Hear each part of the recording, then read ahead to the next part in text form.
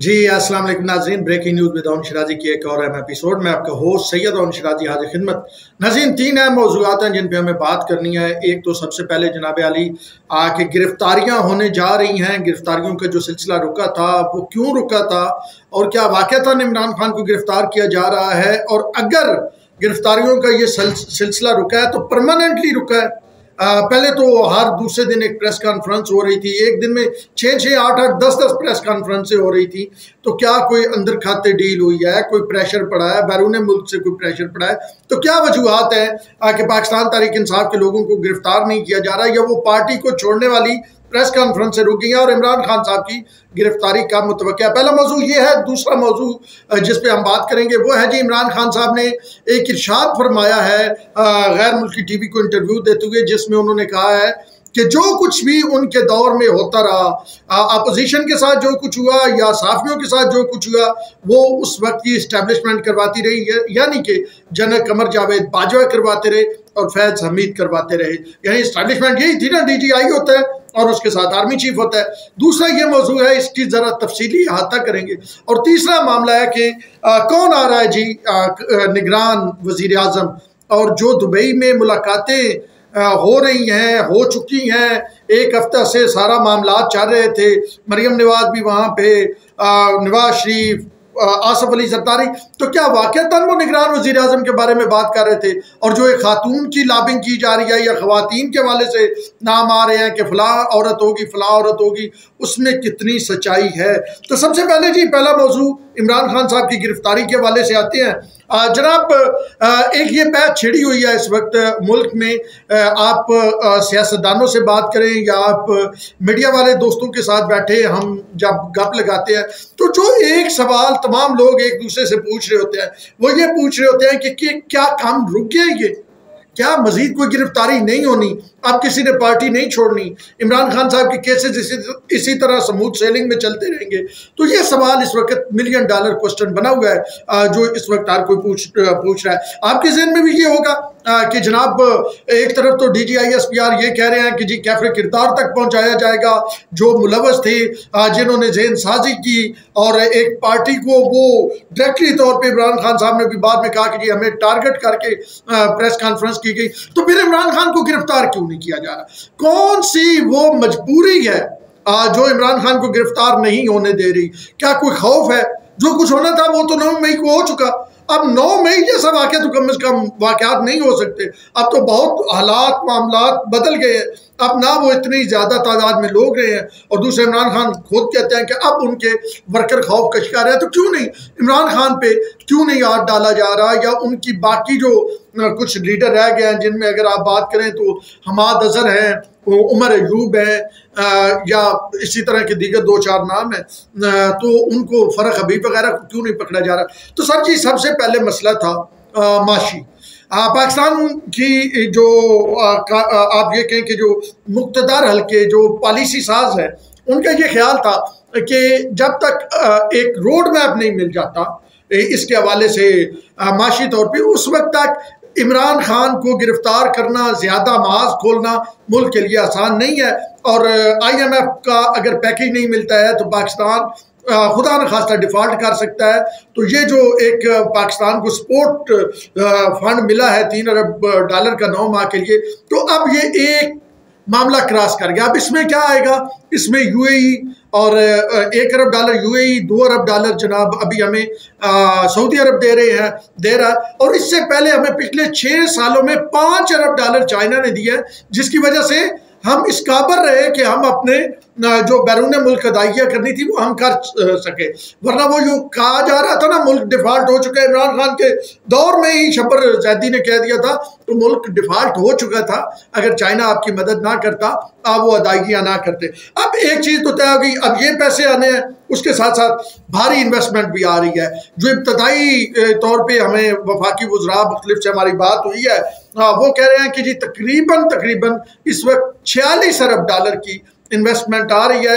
$24 अरब जो है वो सऊदी अरब कर रहा है, $22 अरब UAE कर रहा है। सऊदी अरब जो है वो आपकी IT और ज़राअत में सबसे ज़्यादा इन्वेस्टमेंट कर रहा है, फिर आपकी एनर्जी में और कंस्ट्रक्शन में। ये 4 शोबे हैं जहाँ पे ये सारी इन्वेस्टमेंट होनी है। तो अगर 46 अरब डॉलर की इन्वेस्टमेंट पाकिस्तान में आती है तो ये बहुत बड़ी इन्वेस्टमेंट है। इसको ज़रा मैं लिंक करूँगा बाद में जिस मौजू पे हम बात करेंगे नवाज शरीफ की दुबई में होने के हवाले से और उनकी मुलाकातों के हवाले से। लेकिन इब्तदाई तौर पर यह है कि पाकिस्तान में 46 अरब डॉलर की इन्वेस्टमेंट मुस्तकबिल करीब में मुतवक्की है।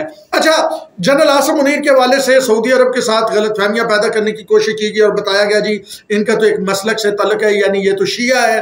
तो शिया जो है आर्मी चीफ, क्योंकि सऊदी अरब इनका मतलब सऊदी अरब का और ईरान का इशू था, फिर पाकिस्तान में भी शिया आर्मी चीफ जो है वो सऊदी अरब नहीं चाहता था माजी में। लेकिन आपको पता है चीज़ें MBS के आने के बाद तब्दील हुई हैं। तो बाकायदा तहरीक इंसाफ ने वहाँ तक खबर पहुँचाई थी कि ये शिया हैं, इनकी फैमिली जनाब और वो और वो सारा सिलसिला है। लेकिन उसके बावजूद हैरान कुन तौर पे जो army chief general Syed Asim Munir Shah हैं उनके और सऊदी अरब के बहुत अच्छे ताल्लुकात हैं।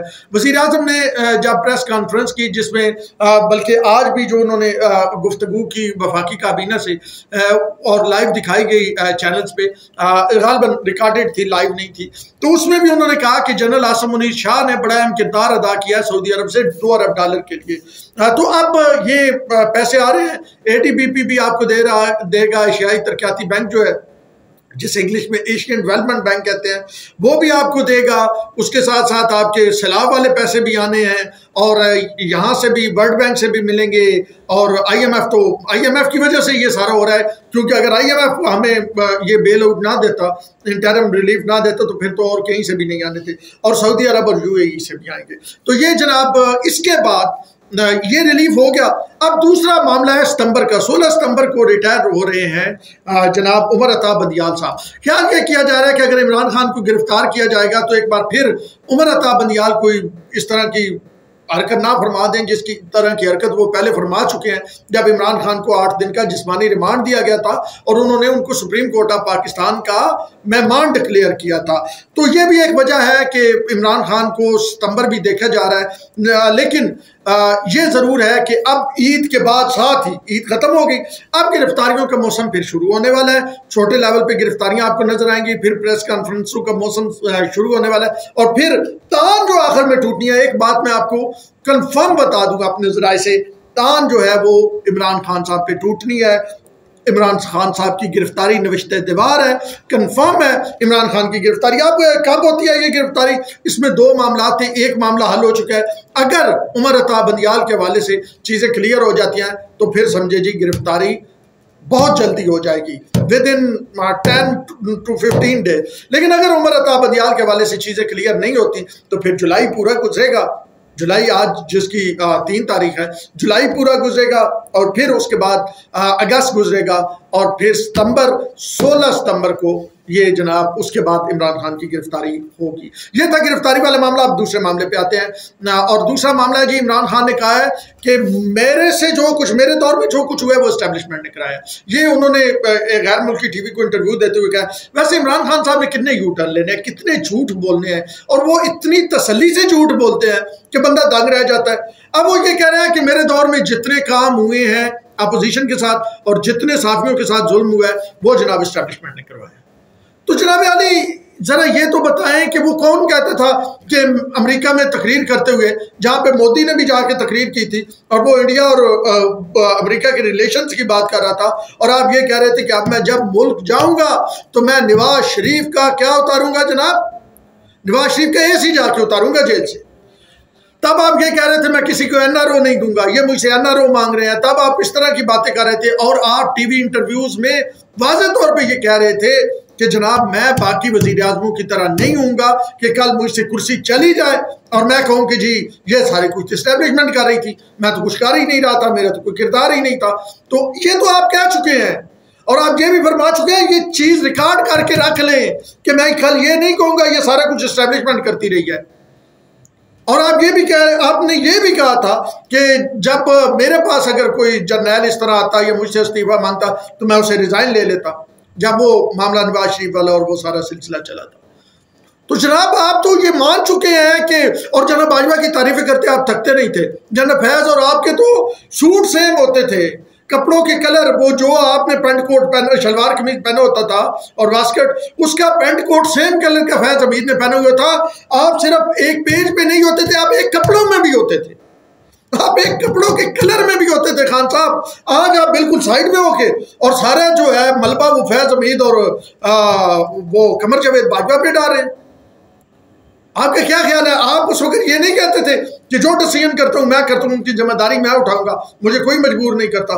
तो आज आप किस तरह कह सकते हैं कि जी जो कुछ करवा रही थी एस्टैब्लिशमेंट करवा रही, जो कुछ करवा रही थी फौज करवा रही थी। तो ये तो आपकी एक तारीख है ना, झूठ पे झूठ बोलना आपकी तारीख है। आप वो मैं सारा कुछ आपको दिखा दूं, वो और जड़े कपड़े भी सेम पा रहे सन। आप सोच ले वो मेरे बेबी ने थाना थाया जिस तरह जनाब बाजवा आपको देख रहा था, और अब आप सारे इल्जामात उन पे लगा रहे हैं क्योंकि आपको पता है कि मतलब आप सियासतदान हैं, आपके पीछे कल्ट है, आप जो बोलेंगे वो मान लेंगे। आप 35 पेंचर वाली बात करेंगे, आप कहेंगे सियासी बयान है, वो लोग मान लेंगे। आप जनाब कभी कहेंगे ये जो न्यूट्रल होते हैं जानवर होते हैं, खुदा ने न्यूट्रल किसी को बनाया ही नहीं, और कभी कहेंगे ये न्यूट्रल नहीं है, इनको न्यूट्रल होना चाहिए। तो खान साहब कभी आप शेख रशीद के बारे में कुछ कहेंगे, कभी उसको अपना वजीर दाखिला बनाएंगे। तो ये क्या है खान साहब? ये मतलब ये अंदाज है। आप ही अपनी अदाओं पे जरा गौर करें। हमने कहा शिकायत होगी, हमने इस तरफ मतलब अकाइक को खोलना शुरू किया, तो फिर आपके वो टाइगर आ जाती हैं गालियां निकालने के लिए। तो जनाब आली ये सूरत हाल है। ये आज आप पता नहीं कैसे कह रहे हैं कि जनाब मैं तो मेरे तो हाथ में कुछ नहीं था। वो जब नैब का एक स्पीच आपको याद है ना, हमें तो सारा याद है।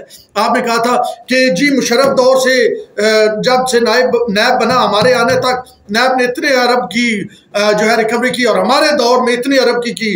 तो फिर आपने बाद में कहा नैब तो मेरे थले ही नहीं थी, उसका क्रेडिट आप लेते रहे और बाद में कहा मेरे थले ही नहीं। उन जनाब सारा डिस्क्रेडिट आप जनाब बाजवा और फैज हमीद को करें। तो खान साहब जिसके साथ खाना खा लेना, हमारे बुजुर्ग कहते हैं, बल्कि सबके बुजुर्ग यही कहते हैं कि जिसने अली की प्लेट में खाना खा लिया ना, उन्होंने वफा करी थी। खान साहब खानदानी लोग वफा करते हैं। आपने जनरल बाजवा ने, जनरल फैज ने मिलकर उस मुल्क को तबाह किया है। अकेले ना उन्होंने किया ना आपने किया है, मिलकर इस मुल्क को तबाह किया है आप लोगों ने। तो फिर मेहरबानी करें क्रेडिट तबाही के सारे लेना। आप सारे ने उस वक्त क्रेडिट लेते थे कि जनरल बाजवा की वजह से ये हो रहा है और जनरल फैज की वजह से, और जनाब मैं ये करूँ, तो तबाही का क्रेडिट आप सारे लें। अब जनाब तीसरे मौजू की तरफ चलते हैं, और वो मौजू है who is the next care taker prime minister of Pakistan. ये कहा जा रहा है दुबई में नवाज शरीफ और आसिफ अली जरदारी जो है वो केयर टेकर सेटअप के हवाले से बात करते रहे। नहीं सच्ची, और बड़े इस मुल्क के काम है। दुबई में क्या बातें हो रही थी? दुबई में इन्वेस्टमेंट की बातें हो रही थी, इन्वेस्टमेंट कंपनियों से मुलाकातें हो रही थी, और अपने दोस्तों के जरिए उनको माइल किया जा रहा था पाकिस्तान में इन्वेस्टमेंट लाने के लिए। और ये इसके साथ साथ ये तय हो रहा था कि आइंदा जो मुल्क में सिस्टम बनेगा, फैसला साजी की कुव्वत किसके पास होगी। ये बहुत बड़ी चीज खान साहब देना थे। खान साहब दे टाइगर एंड टाइग्रेसेस के सोच से ऊपर की बातें हो रही हैं। ये सियासतदान जो होते हैं ना, ये बड़ी नेक्स्ट चीज होते हैं। खान साहब तो सियासतदान है ही नहीं, वो तो सेलिब्रिटी है। तो सेलिब्रिटी तो हमेशा उसी अंदाज में डील करती है। तो ये 18वीं तरमीम इन्होंने करवा ली थी, इन्होंने बड़ा कुछ करवा लिया था इस इस्टेब्लिशमेंट से, और अभी ये इस्टेब्लिशमेंट से बड़ा कुछ करवा लेंगे। एक नया उमरानी मुआहदा तय हो रहा है, एक नई हदूद क्यों तय हो रही हैं, इस्टेब्लिशमेंट के साथ तय किए जा रहे हैं। बड़े बड़े अहम लोग इस्टेब्लिशमेंट के भी वहाँ पे मौजूद हैं। तो ये आसिफ अली जरदारी और नवाज शरीफ को कोई 3 माह वाली निगरान हुकूमत की इतनी फिक्र नहीं है, वो तो तय हो जाएंगे, वो तो बन जाएंगे, वो तो हो जाएगा ओके। असल उनको फिक्र है कि आगे सिस्टम कैसे चलना है। ये जो मैं पहले आपको बता रहा था 46 अरब डॉलर की इन्वेस्टमेंट या और इन्वेस्टमेंट आएगी, तो इस इन्वेस्टमेंट को सिक्योर कैसे करना है, पॉलिसियों की कंटिन्यूटी कैसे करनी है, तसलसल कैसे करना है, अमन अमान कैसे करना है, इस मुल्क को आगे कैसे लेके चलना है, इस मुल्क को भंवर से कैसे निकालना है। ये चीजें डिस्कस हो रही हैं दुबई में, और इन पे ही फैसला किया गया है। ये जो बाहर जनाब ढोल लगा रहे हैं जरदारी नवाज शरीफ लड़ गए जी, नवाज शरीफ से जरदारी पंजाब में हिस्सा मांग रहा था, नवाज शरीफ ने नहीं किया। सच ये बड़ी छोटी बातें हैं, टिन्नी सोच है।